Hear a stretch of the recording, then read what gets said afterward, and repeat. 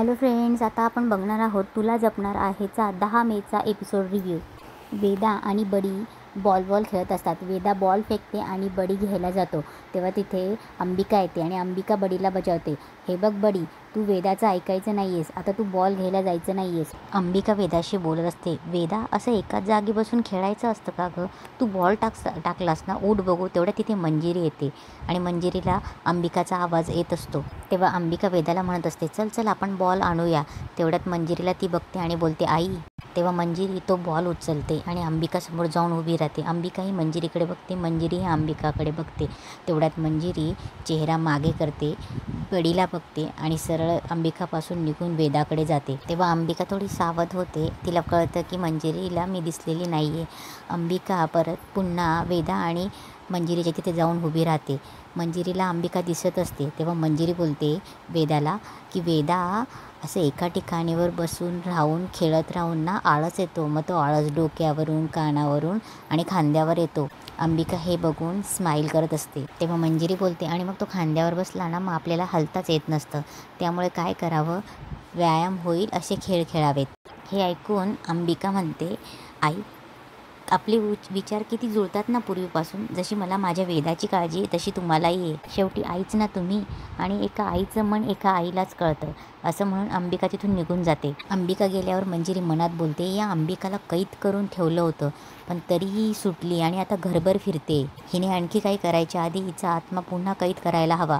लवकरच उपाय शोधावा लागेल. तिकडे दादासाहेब रात्री फिरत असतात. त्यांना शिवनाथचे ते शब्द आठवत असतात की अपघात होणार, दुसरी बायको घात करणार, तुझीही आणि तुझ्या मुलाचीही. तेव्हा शिवनाथ बोलतो, जा घरी जा, तुझी पत्रिका घेऊन ये. तेव्हा दादासाहेबांना आठवतं की माया आणि अथर्वच्या लग्नाची तारीख 30 ठरवणार असतात.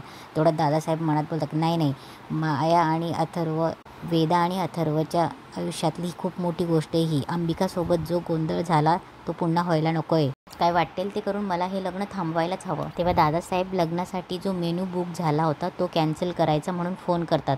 तेव्हा दादासाहेब फोनवर सांगतात की तुमचे जे काही कॅन्सलेशन चार्जेस असतील ते मी तुम्हाला देईल. तेव्हा दादासाहेब बोलतात की आता तुम्ही फक्त एकच काम करा, आमच्या घरच्यांना तुम्ही फोन करून सांगा की कॅन्सल तुम्ही केलं आहे, कारण काय सांगायचं ते तुम्हाला मी सांगतो. तेव्हा दामोदर जहागीरदाराशी बोलत असतात की अहो, हॉटेलचं रिनोव्हेशनसाठी कॅन्सल होतं आहे. अहो पण आमचा खूप मोठा प्रॉब्लेम होणार आहे. तेव्हा मंजिरी फोन घेते आणि बोलते, मिस्टर जहागीरदार, आम्ही खूप तुमचे जुने क्लायंट आहोत. आमच्या प्रत्येक इव्हेंट हा तुमच्याकडे होत असतो. काय प्रकारे हा, आणि आता तुम्ही बुकिंग कॅन्सल करताय का, तर तुमच्या हॉटेलचं रिनोव्हेशन आहे म्हणून. तेव्हा मंजिरी बोलते, आता सॉरी म्हणून काय उपयोग आहे, उलट मी तुम्हाला सॉरी बोलते की आता याच्यापुढे आम्हाला कुठलाही इव्हेंट तुमच्याकडे करायचा असेल तर विचार करावा लागेल. तेव्हा नर्मदा बोलते, अरे देवा, आता काय करणार, आता याच्यापुढे काय करायचं, आपण पूर्ण पैसे दिलेत ॲडव्हान्समध्ये.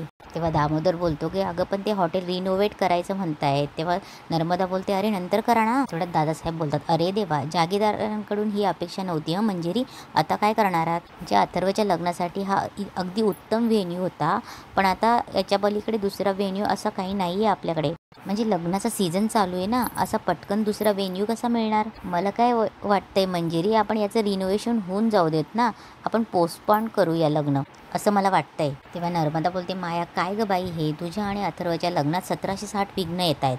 कुणाची दृष्ट लागली कुणाच ठाऊक.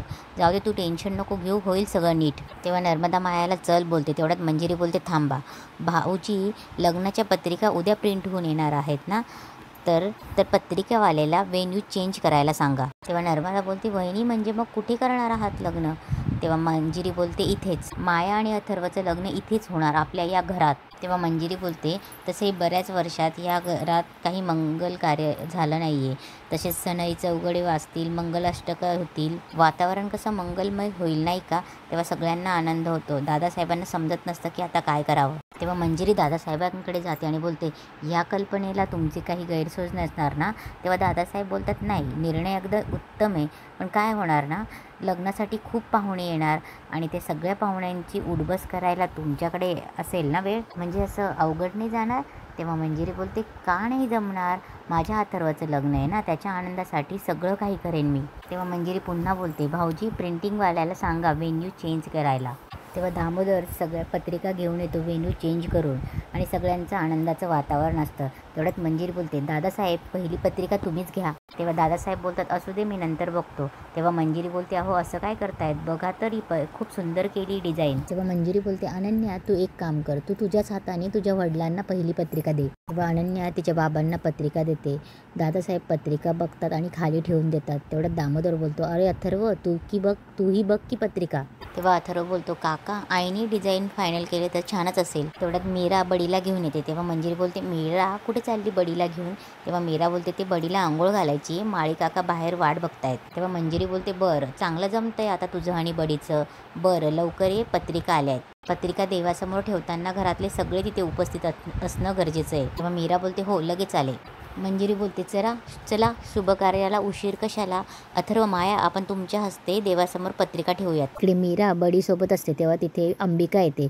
तेव्हा मीरा बोलते, राधाताई तू बरं झालं तू आलीस, काल तू रागावून निघून गेलीस आणि मलाच वाईट वाटलं अगं. तेव्हा अंबिका बोलते, काय तू आज बडीला आंघोळ घालणार आहेस. तेव्हा मीरा बोलते, हो ग, पण तो ऐकतो कुठे, इकडे तिकडे पळतोयस, शेपारलाय नुसता. तेव्हा अंबिका बोलते, नाही ग, घरच्यांचं त्याच्याकडे दुर्लक्ष होतंय. अंबिकाताई होत्या ना तेव्हा असा नव्हता तो. इकडे नर्मदा हळद कुंकू आणते. तेव्हा मंजिरी बोलते, दादासाहेब तुमच्याकडचीच पत्रिका द्या ना, तीच ठेवते देवळासमोर. तेव्हा दादासाहेब मंजिरीकडे पत्रिका देतात. मंजिरी त्याला हळदी कुंकू लावते.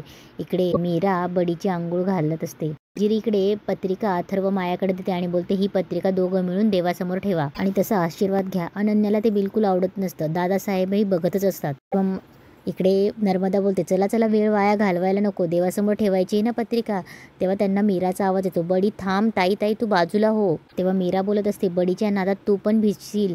आणि सगळे बाहेर मीराकडे बघत असतात. तेव्हा नर्मदा बोलते, एक नंबरची धांदरट मुलगी ही, सतत वेंधळेपणा करत राहायचा, स्वतःला अजूनही लहान समजते, कुणास ठाऊक मूर्ख. तेव्हा नर्मदा बोलते, चला आपल्याला पत्रिका ठेवायची आहे. तेव्हा दादासाहेब तिथेच बसलेले असतात. तेव्हा मंजिरी बोलते, येत आहे ना दादासाहेब. इकडे मीरा ओरडत असते, ताई बडीच्या नादात तू पण भिजशील, बाजूला हो. तेव्हा मंजिरीचं लक्ष जातं आणि मंजिरी बघतच असते. तेव्हा मीरा बोलत असते, ताई तू त्या साईडला हो. हा पाईप पण ना मंजिरीला कळतं आणि मंजिरी पटकन बाहेर बघायला येते. मंजिरी बाहेर येऊन बघत असते. मीरा इकडे अंबिकाला बोलत असते, माफ कर ताई तुझ्या अंगावर पाणी उडालं ना. तेव्हा मंजिरी बोलते, मीरालाही अंबिका दिसते.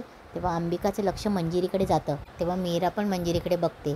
तेव्हा अंबिका मनात बोलते, मी जर इथे थांबली तर मीरा माझी ओळख आईंशी करून द्यायला हे करेल आणि आईंना मी दिसणार नाही, त्यामुळे मीरासमोर माझं सत्य येईल. तेव्हा अंबिका पटकन बोलते, मीरा निघते हं मी. तेव्हा मीरा बोलते, अगं ताई मंजिरी बाईसाहेब आल्या आहेत, त्यांना भेटून जा. तेव्हा अंबिका बोलते, आत्ता नको, मी ना सगळी हातातली कामं तशीच टाकून आली ना तुला भेटायला, आणि तसंही आमची आहे ओळख, नंतर भेटू येते बोलून अंबिका निघून जाते. तेवढ्यात माळी काका तिथे येतात आणि मीराला बोलतात, काय बडबड चालली होती तुझी. तेव्हा मीरा बोलते, ते नाही, राधाताई आली होती ना तिच्याशीच बोलत होती. तेवढ्यात माळी काका बोलतात, राधाताई. तेवढ्यात मंजिरी तिथे येते आणि बोलते, माळी काका बडीला तुम्ही आंघोळ घाला. मीरा तू आज चल, पत्रिका देवासमोर ठेवायची आहे. तेव्हा मीरा बोलते, बडीची आंघोळ झाली असते आतापर्यंत, पण ती राधाताई आली होती ना, मी तिच्याशी बोलत होते, त्यामुळे उशीर झाला. मी म्हटलं तिला तुम्हाला भेटून मग जा, पण ती गेली. मीरा राधाताईबद्दल बोलत असते. मंजिरीला काही सुचत नसतं. मंजिरी गेटकडे बघते आणि तिथेच आजचा एपिसोड संपतो.